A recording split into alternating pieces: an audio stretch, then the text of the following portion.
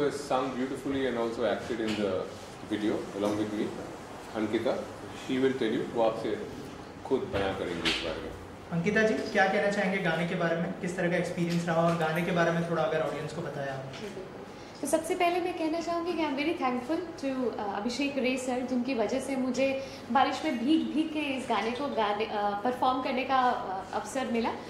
और जैसा कि आप जानते हैं टाइटल से ये बारिश है, तो ये बारिश का एक बहुत ही खूबसूरत गाना है और हमने इसे प्योर बिल्कुल एक बहुत ही खूबसूरत एनवायरनमेंट, जैसा कि सर ने बताया कि सीताबनी वाइल्ड लाइफ रिजर्व में इसे हमने शूट किया है और प्योर बारिश का सॉन्ग है। मुझे याद है कि जब हम इसे शूट कर रहे थे तो मैं कोई भी वक्त ऐसा नहीं था जब मेरे कपड़े भीगे हुए नहीं थे, मेरे बाल भीगे हुए नहीं थे। पूरे हर वक्त मैं एक ड्रेस चेंज करती थी, हम शूट करके आते थे, वापस पूरी भीगी हुई फिर चेंज करती थी और जैसे ही मैं बाहर अपने रूम से बाहर निकलती थी, हम वापस मैं पूरा भीग जाती थी और भीगे हुए ही लम्हों में और उसमें ये पूरा गीत शूट हुआ है। और आप इसे देखेंगे तो आपको खुद लगेगा कि घर के बाहर जैसे बारिश का माहौल है, आप ऐसे खुद सराबोर हो जाएंगे इस गाने को देख के। आपको लगेगा कि आप किसी बारिश की जगह पर आप खुद उस जगह पर पहुंच गए हैं। तो मैं कहना चाहती हूँ कि एक बहुत ही यूनिक एक्सपीरियंस था जो मुझे मिला सीताबनी वाइल्ड लाइफ रिजर्व में इस गाने को शूट करते हुए। और इस गाने को गाया भी मैंने और सर ने, हम दोनों ने मिलकर है। तो एक बहुत ही यूनिक सॉन्ग है ये। इसमें आप अगर सुनेंगे तो इसका रिदम सेक्शन बहुत ही यूनिक सर ने इसको बनाया है, जिसके बारे में सर खुद थोड़ा बता पाएंगे। तो मैं ये कहना चाहूँगा कि बचपन से मुझे एक बारिश का गाना बहुत ज़्यादा पसंद था, वो आप सबको बहुत ज़्यादा पसंद होगा। उस गाने का नाम है रिम झिम गिरे सावन। तो रिम झिम गिरे सावन का जो लता जी वाला वर्जन है, खासकर मुझे वो इसलिए पसंद है क्योंकि जिस तरह से वो गाना मंजिल फिल्म में शूट हुआ है, जिसमें बच्चन साहब और मौसमी एकदम बारिश में भीगते हुए अनायास बात करते हुए बारिश का मज़ा लेते हुए वो गाना शूट हुआ है उन दिनों। आज तक अगर आप वो गाना देखेंगे उसमें कोई आर्टिफिशियल रेन मशीन नहीं है, उसमें कुछ भी आर्टिफिशियल नहीं है। जुहू बीच आपके मरीन लाइन्स में वो लहरें आ रही हैं और वो भीग रही हैं और बारिश हो रही है और पूरा गाना वैसे शूट हुआ है। तो तब से मेरा मन था कि कोई ऐसा दिन आएगा कि ऐसा कोई गाना बनाऊंगा मैं जिसमें वाकई बारिश में भीग भीग के, कोई आर्टिफिशियल रेन मशीन ये सब तामझाम ना हो, बादल हो, वाटरफॉल्स हो, बारिश हो। और वो एक मन में था, वो as a filmmaker, as a composer हमेशा से वो बात मेरे मन में थी कि ऐसा कोई गाना मैं शूट करूँगा यूं ही जैसे मंजिल फिल्म में वो रिम झिम गिरे सावन गाना था।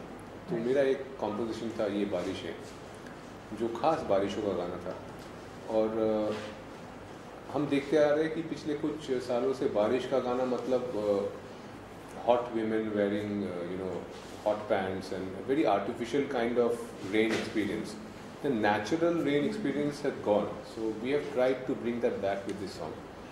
एंड आशा करता हूँ कि जो ये पहाड़ी बारिश है, माउंटेन रेन, आपको बैकग्राउंड में स्मोक मशीन वाला धुंध नहीं है, एक्चुअल बादल है। White out that is happening in this song is actually clouds passing bye.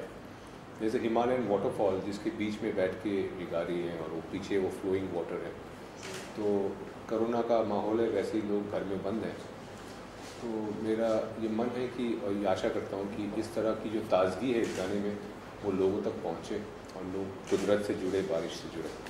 और अंकिता के साथ काम करने का एक्सपीरियंस कैसा रहा आपका? सबसे खास बात यह है कि अंकिता की जो आवाज़ है, मैंने 4 जनरेशन के सिंगर के साथ काम किया है। I was introduce to the industry by Gulzar साहब। तो आशा भोसले जी के साथ मैंने गाने रिकॉर्ड किए हैं। So from Gulzar Saab, Asha Bhosle to the next generation of Kavita Krishnamurti, Udit Narayan, Hariharan Saab, Alka Yagnik ji, to the next generation of singers, which is Shreya. Shreya sang a lot of my songs. Sunidhi, Sonu Nigam, Shan, and the next generation of singers like Pratibha Baghel, Bhumi Trivedi, Ankita. तो ये 4 generation के singers के साथ काम करने का मुझे सौभाग्य रहा है। तो ओरिजिनल वॉइस की कुछ खासियत होती है कि ओरिजिनल वॉइस किसी और आवाज़ की तरह नहीं होती। तो प्लेबैक के लिए मैं ये मानता हूँ कि सबसे ज़रूरी होता है कि कोई भी प्लेबैक वॉइस अगर दूर तक जाए उसमें एक अपनी बात होनी चाहिए, उसकी अपनी एक खासियत होनी चाहिए। मैं इसकी तरह गाती हूँ, मैं उसकी तरह गाती हूँ, वो आवाज़ें वर्जन आवाज़ें हैं या कवर वॉइसेस हैं। बट प्लेबैक वॉइस की एक अपनी अंदरूनी क्वालिटी होती है, वो मुझे अंकिता की आवाज़ में शुरू से ही लगता है। और बहुत मीठी आवाज़ है, बहुत अनायास गाती है, पानी की तरह गाती है, इसलिए ये बारिशों में उनकी आवाज़ बहती हुई नज़र आती है। एक और ख़ास बात बोलना यहाँ पे लाजमी है कि इनसे मेरी मुलाकात कैसे हुई। तो मैं हमेशा से ही, क्योंकि गुलजार साहब ने मुझे लॉन्च किया था और उनके साथ मेरे बहुत सारे गाने हैं, तो एस डी बर्मन, गुलजार, सलील चौधरी, मदन मोहन, राहुल देव बर्मन, ये आइकन्स हैं जिनका मैं बंगाली कंपोज़र हूँ, तो ये ऐसे आइकन्स हैं जिनके मेलोडी सुन सुन के मैं बड़ा हुआ हूँ, पला बड़ा हूँ। तो एक बार दिल्ली में मुझे याद है टाइम्स ऑफ इंडिया ने उन दिनों मेरी फिल्म हासिल आई थी और गुलजार साहब के साथ उदास पानी एक एल्बम रिलीज़ हुआ था। अगला एल्बम कगार पे था, रात चांद और मैं। तो उस दौरान एक शख्स ने टाइम्स ऑफ इंडिया ऑफिस में फ़ोन करके, मेरा जब इंटरव्यू छपा, उनसे मेरा नंबर लेके वो मेरे साथ कनेक्टेड हुए और उन्होंने मुझे फ़ोन किया, कहा कि मुझे आपका काम बहुत अच्छा लगा, तो मेरा नाम है राहुल देव बर्मन। तो मैं बहुत ज़्यादा अचंभित था इस बात को सुन के कि आर डी बर्मन कैसे मुझे फ़ोन कर रहे हैं। तो हुआ ये कि वो जो राहुल देव बर्मन थे, वो महान संगीतकार आर डी बर्मन के फर्स्ट कजिन थे और उनका नाम भी राहुल है, Rahul Dev Burman. So is from the Dev Burman family. And उन दिनों से लगातार वो मेरे काम जो है वो ट्रैक करते आ रहे हैं। मेरी तमाम फिल्में लाइक पान सिंह तोमर, साहिब बीबी और गैंगस्टर, शागिर्द, हासिल, I am Kalam, welcome back, तो हर एक फिल्म में जो मेरे गाने आते हैं, जो बैकग्राउंड स्कोर्स होते हैं, वो हर एक चीज़ को सुनते हैं, परखते हैं और मुझे फ़ोन करके बोलते हैं, हाँ मुझे आप में मेरा भाई नज़र आता है, आप इस गाने को ऐसे क्यों नहीं किया आपने, आप उसको इसका अंतरे को ऐसे कर सकते थे, बैकग्राउंड स्कोर में आपने ये इंस्ट्रूमेंट क्यों नहीं यूज़ किया। तो कहने का तात्पर्य ये है कि वो बहुत बारीकी से मेरे म्यूज़िक को फॉलो करते हैं। और उन्होंने मुझे बोला था कि मेरे पास एक आवाज़ है जो बहुत खूबसूरत आवाज़ है, मेरा आपसे ये रिक्वेस्ट है कि आप उनको एक बार सुनिए, उनका नाम है Ankita. So that's how I met Ankita, through that contact. देखिए, मैं बहुत ज़्यादा ओरिजिनलिटी में विश्वास रखती हूँ, मुझे रीमेक का ज़माना कभी से पसंद नहीं रहा। और जैसा कि सर ने बोला कि मैं पुराने गीतों में इंटरेस्ट रखती हूँ, अनायास गाती हूँ, और इसीलिए मुझे कभी भी मेरा रुझान रीमेक गानों की तरफ कभी रहा ही नहीं। वैसे मैं बहुत सारे प्रोग्राम्स करती हूँ, लता जी को, आशा जी को गाती हूँ, लेकिन वो दौर ही अलग था जब पंचम दा, सलिल दा, एस डी बर्मन जी के जो गीत आते थे, वो दौर अलग था। और अगर मैं उनके गानों का कवर करती हूँ या उनके गानों को गाती हूँ, तो मैं अपने आप को बहुत मैं आई फील वेरी प्रिविलेज्ड कि मैं उन गीतों को उस तरह से कोशिश कर सकती हूँ गाने की। But I have never believed in remaking the song, जो आजकल रिप्राइज वर्जन्स और बोलते हैं कि हम उसको कवर करके उसको शूट करेंगे, उसको ऐसे बनाएंगे। मुझे नहीं याद है कि मैंने कभी ऐसा किया। और मैं बहुत अपने आप को लकी समझती हूँ, very privileged, very lucky that I got to meet Abhishek sir, जिसके कारण मैं जिनके कारण मुझे ओरिजिनल गाने गाने का मौका मिला। और मैं कहना चाहूँगी कि ये बारिश है मेरा इनके साथ this is the fourth song that we have done together. और मेरे चारों गीत इतने खूबसूरत है कि मुझे हमेशा जो एक मेरे अंदर एक लालसा थी, या एक जो अंदर एक मेरी जो इच्छा थी कि मैं उस दौर में क्यों नहीं हुई, जैसे जिस दौर में सलिल दा, लता जी को गीत देते थे, तो मुझे जो वो एक मेरे अंदर इच्छा थी कि मैं ऐसे गीत गाऊं जो बहुत ही मेलोडियस हो, अच्छे हो, अनायास हो, और जिनमें ये जो रिप्राइज और रीमेक करके जो आवाज़ बदल के लोग गा रहे हैं आजकल, वो मुझे ना करना पड़े। मैं अपनी जो भी मेरी आवाज़ है, मैं उसको उसी तरह से उसको तो जो भी आपकी आवाज़ है उसमें आप ये बारिशें की 4 लाइनें सुना दीजिए। ये बारिशें हुई संदली, खुशबू जो तेरी घुली, ये ख्वाहिशें उड़ने लगी, तेरी लगन जो लगी, तेरी लगन जो लगी। सो अभिषेक जी, आप क्या कहना चाहेंगे जो मैंने अंकिता जी से पूछा, आप क्या सोचते हैं इस बारे में? देखिए, मेरा इस बारे में जजमेंटल होना शायद ठीक ना हो, पर मुझे ये लगता है कि हर एक इंसान, हर एक आर्टिस्ट किसी चीज़ के लिए बना है। हर एक आर्टिस्ट की अपनी एक वजूद है, और वो यहाँ पे क्यों है वो जहन में रखना ज़रूरी है। तो मैं तो शुरू से ही I have been a singer composer who always done original work in films, my first album is Udaas Paani with गुलजार साहब, फॉलोड बाई रात चांद और मैं, फॉलोड बाई कब आते हो, and all the film that I have done are in diverse genres, from pure deep dark romance like Saheb Biwi Aur gangster, और एकदम ही बीहट की फिल्में जैसे पान Singh Tomar, gloss gangster comedy like welcome back. तो मेरा तो रुझान शुरू से ही, मैं बना ही हूँ ओरिजिनल म्यूजिक के लिए। मुझे तो समझ में ही नहीं आता कवर का जो कॉन्सेप्ट है। हालांकि आज के जो आर्टिस्ट हैं मुझे लगता है उनको जल्दी जल्दी कुछ व्यूज़ मिल जाए, कुछ लोग उनको देख ले, तो इसलिए किसी एक नामचीन गाने का एक कवर करने के कुछ फ़ायदे होते हैं कि एक शॉर्ट टर्म गेन होता है, लेकिन लॉन्ग टर्म में मुझे लगता है किसी भी आवाज़ हो या कंपोज़र हो या कोई भी आर्टिस्ट हो, उसको अगर अपनी जगह बनाना है तो eventually why would the world remember an artist for the work that he has done himself, चाहे वो अच्छा हो, बुरा हो, कुछ भी हो, पर वो अपना तो हो, बच्चा अपना तो हो, पराया तो ना हो। तो कवर्स के कुछ शॉर्ट टर्म गेन्स होते हैं, पर उस दिशा पे मैं कभी चला नहीं हूँ, तो इससे ज़्यादा इस बारे में बोलना शायद उचित नहीं है मेरे लिए।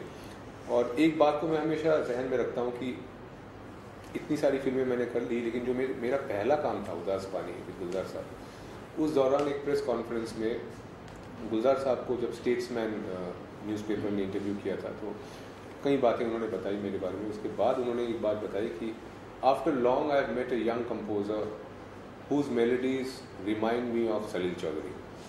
तो अगर मेरी शुरुआत इस तरह से हुई थी, तो उस शुरुआत को नज़रअंदाज करते हुए मैं ऐसा कोई काम कभी करता नहीं हूँ जो उसको हल्का कर दे। और मेरे लिए आज तक मेरे करियर का सबसे हाई पॉइंट यही रहा है जो उन्होंने मेरे बारे में स्टेट्समैन को तब बोला था 2002 में। इतने साल बीत गए, इतने काम मैंने किए, इतनी फिल्में, इतने गाने, पर इसके बावजूद जो एक आर्टिस्ट के जहन में एक सिंगुलर हाई पॉइंट नज़र आता है, वो आज तक मेरे लिए वही है। तो मैं उसको बरकरार रख के चलना चाहता हूँ। अभिषेक जी, आपको जो एक राष्ट्रपति अवार्ड से भी नवाजा गया है, वैसे तो बहुत सारी उपलब्धियां हैं, राष्ट्रपति नहीं, स्वाभिमान भारत अवार्ड से नवाजा गया है, तो उस बारे में कुछ बताना चाहेंगे आप ऑडियंस को? जी, इस साल मुझे स्वाभिमान भारत मिला। उसका एक कारण ये है कि शायद प्रेस और मीडिया इस बात से वाकिफ़ नहीं है कि मैंने बॉलीवुड से जितना भी थोड़ा बहुत कमाया, जो भी मेरी पूंजी थी, वो सारा मैंने एक पहाड़ी में डाला, कॉर्बेट नेशनल पार्क के साथ में। वो बंजर पहाड़ी थी जिसको मैंने पिछले 12 सालों में जंगल में परिवर्तित किया है। आज के डेट में वो एक घना जंगल है जिसका नाम है सीताबनी वाइल्ड लाइफ रिजर्व। तो सीताबनी वाइल्ड लाइफ रिजर्व मैंने फाउंड किया था 2008 की बात है, और तब से लेकर आज तक मैंने करीब 4500 पेड़ लगाए वहाँ। मैंने वाटर बॉडीज़ बनाए, मैंने जानवरों और पंछियों के लिए अलग अलग किस्म के फलदार पेड़ लगाए। गर्मी के मौसम में जंगली जानवर प्यासे ना रहे, इसलिए उनके लिए बड़े बड़े तालाब बनाए जिसमें हमेशा पानी रहता है।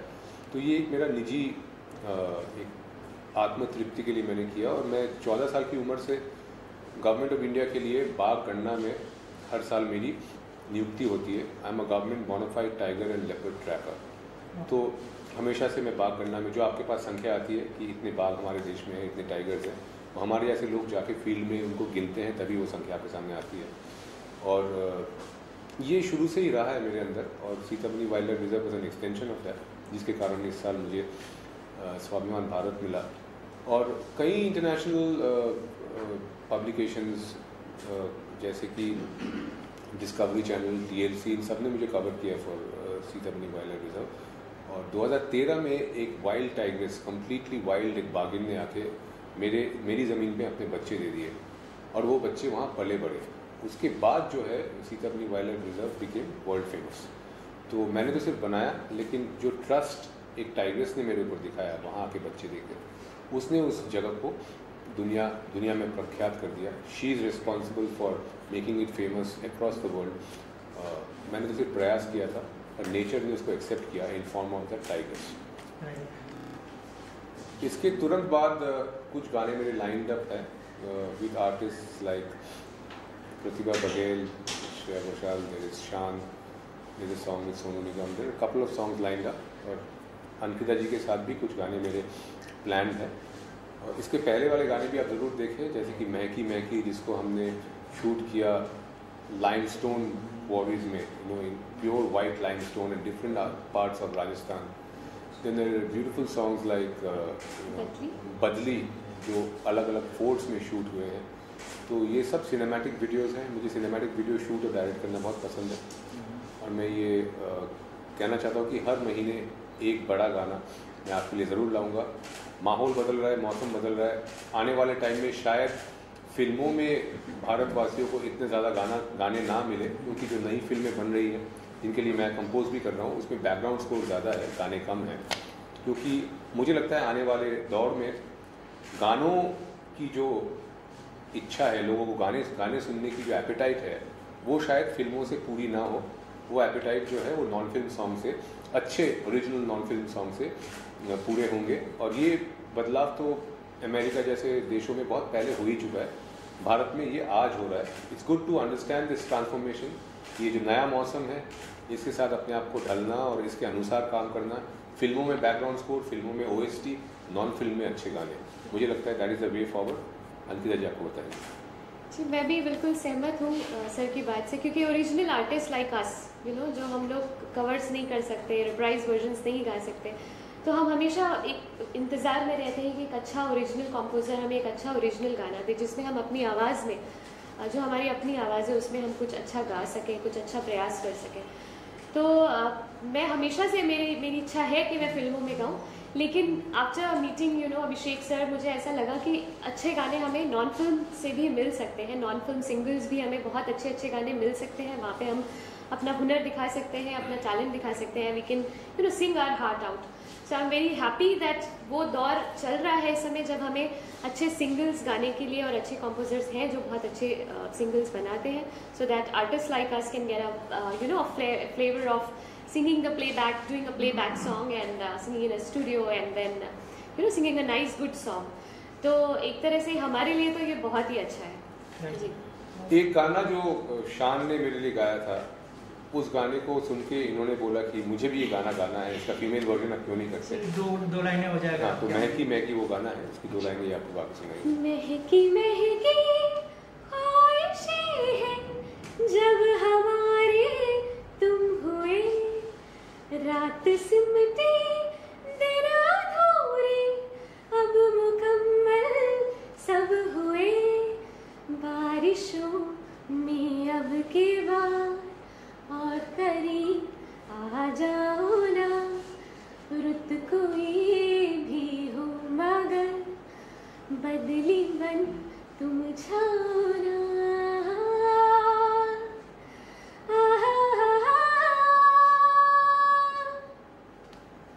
Thank you so much. Lastly आप लोगों से जानना चाहूँगा कि रियलिटी शोज़ के सिंगर के बारे में क्या सोचते हैं आप लोग, जो मतलब इतनी सारी पॉपुलैरिटी उनको एक रियलिटी शो से मिल जाती है, उसके बाद क्या सोचते हैं कि मतलब एक तरह से गायब हो जाते हैं? जैसे बहुत सारे विनर्स हुए लेकिन उनको मतलब कोई याद नहीं रखता, इतने काम भी नहीं मिल पाते, तो उस बारे में क्या सोचते हैं आप लोग? जैसे अभी पवनदीप जीते हैं इंडियन आइडल 12। मैं सबसे पहले तो मेरी हार्दिक शुभकामनाएं। Is a very very good singer, very talented singer. और ये जो बच्चे अपना सब कुछ छोड़ के एक रियलिटी शो को जीतने के पीछे लग जाते हैं, एक तरह से ये अपनी ज़िंदगी न्योछावर कर देते हैं म्यूज़िक के लिए, संगीत के लिए। तो it's a very good platform for people to reach the national audience immediately. तो एक उसका पॉजिटिव साइड ज़रूर है, और नेगेटिव साइड ये है कि उसके बाद क्या, और उसके बाद जो आप कहते हैं ना कि 4 दिन की चांदनी फिर अंधेरी रात, तो ये बात जो है ये एक घोर सच्चाई है।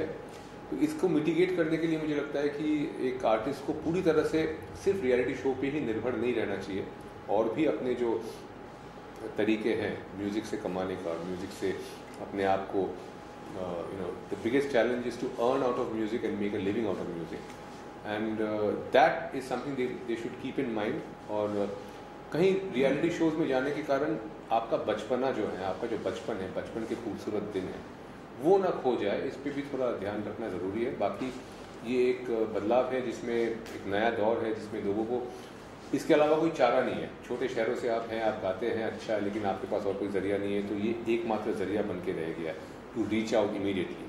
सो we have to use it judiciously. It has a plus and a minus both. ये आप कहेंगे। जी, मैं भी यही कहना चाहती हूँ कि obviously this is a very good platform to reach to the national audience. और मुझे याद है कि मैंने लखनऊ में जब सारेगामापा का ऑडिशन दिया था, and I got selected for it for the studio rounds. और मुझे याद है कि उस समय शान लखनऊ आए हुए थे, and it was a great first time मैं उनसे मिली थी। और मैंने उनकी फिल्म दिल चाहता है तब रिलीज़ हुई थी, और मैंने दिल चाहता के बहुत सारे गाने स्टेज पे गाए थे, एंड शान वाज आल्सो विद मी, और हमने काफ़ी इंजॉय किया था। और आज आपने वो गाना गाया जो शान ने भी गाया है। हाँ, तो because of some family circumstances मैं जा तो नहीं पाई सारेगामापा में। I couldn't go for the studio rounds in Mumbai.